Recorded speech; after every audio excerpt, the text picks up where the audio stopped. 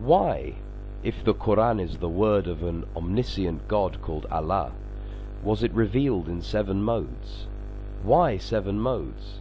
Will you explain?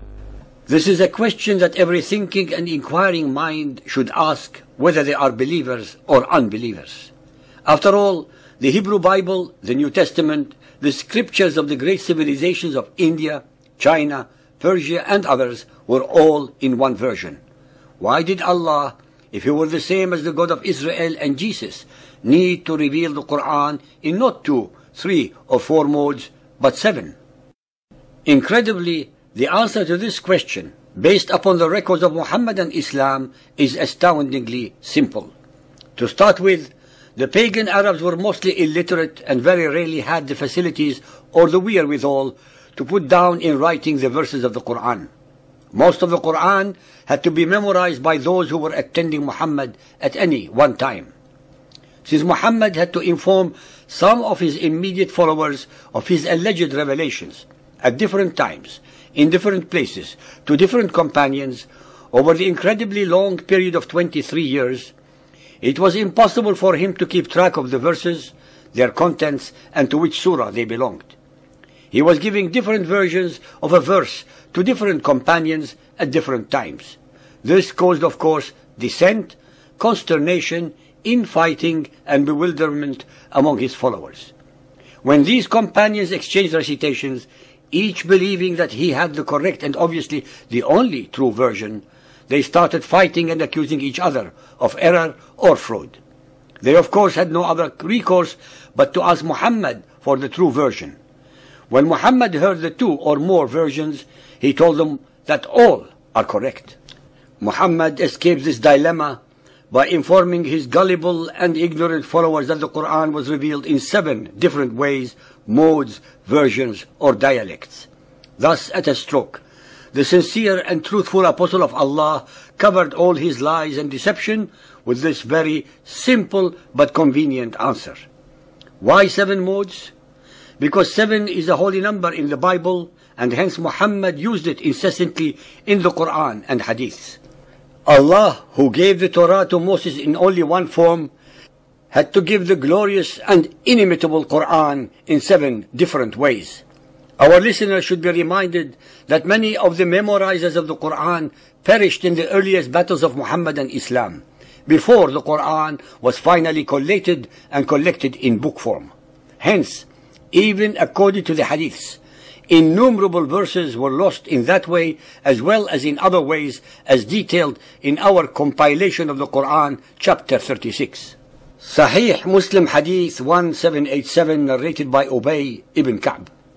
I was in the mosque when a man entered and prayed and recited the Qur'an in a style to which I objected. Then another man entered the mosque and recited in a style different from that of his companion. When we had finished the prayer, we all went to Allah's Messenger and said to him, "This man recited in a style to which I objected, and the other entered and recited in a style different from that of his companion."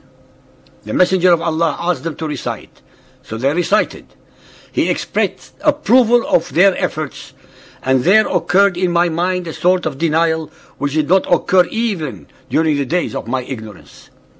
When the Messenger of Allah saw how I was affected, he struck my chest, whereupon I broke into a sweat and felt as though I were looking at Allah Himself.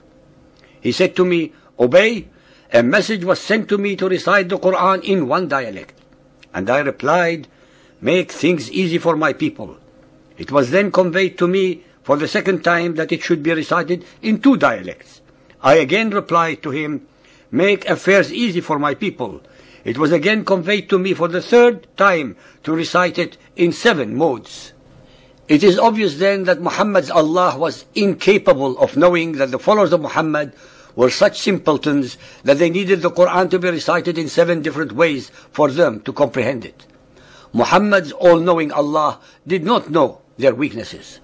No truly divine supreme being could fail to know the weaknesses of his own creation. Sahih Bukhari Hadith 3.601, narrated by Umar ibn al-Khattab. I heard Hisham bin Hakam bin Hizam reciting Surah Al-Furqan in a way different to that of mine.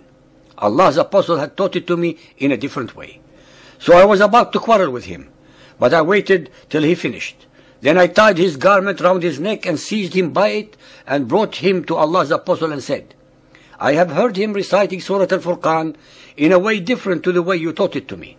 The Prophet ordered me to release him and asked Hisham to recite it. When he recited it, Allah's Apostle said, it was revealed in this way. Then he asked me to recite it. When I recited it, he said it was revealed in this way also. The Qur'an has been revealed in 7 different ways, so recite it in the way that is easier for you. Sahih Bukhari Hadith 4.442, narrated by Ibn Abbas. Allah's Apostle said, Gabriel read the Qur'an to me in one way, and I continued asking him to read it in different ways till he read it in 7 different ways. Al-Tirmidhi Hadith 2215, narrated by Ubay ibn Ka'b. Ubay told of Allah's Messenger meeting Gabriel and saying, I have been sent, Gabriel, to a people who are unlettered, among whom are old women and old men, boys and girls, and men who have never read a book. He replied, the Qur'an, Muhammad, has been sent down in 7 modes. Ladies and gentlemen, please remember that the people of the book, the Israelites, when they left Egypt, were also unlettered. But the God of Israel did not need to recite the Torah to them in 7 different ways. It was exactly because of these various versions of the Qur'an that Uthman bin Affan, the 3rd Khalifa, allowed only one Qur'an to exist by burning the 6 other versions.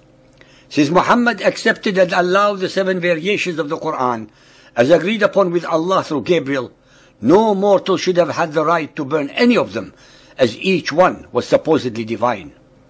This unilateral act of his caused a rebellion and dissension among the Arabs that ended with his murder. This sacrilegious act nullifies the unfounded and totally spurious claims of the followers of Muhammad that the Qur'an was never changed or tampered with.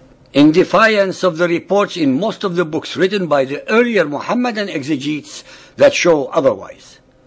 All the above illogical, sacrilegious and unacceptable anomalies can be instantly resolved when our listeners realize that the Qur'an in its entirety is a product of Muhammad's imagination, his own alter ego, but cleverly projected into the unsuspecting mouth of Allah, the supreme rock god of the Quraysh, thus giving his alleged revelations the authority of divine sanctity.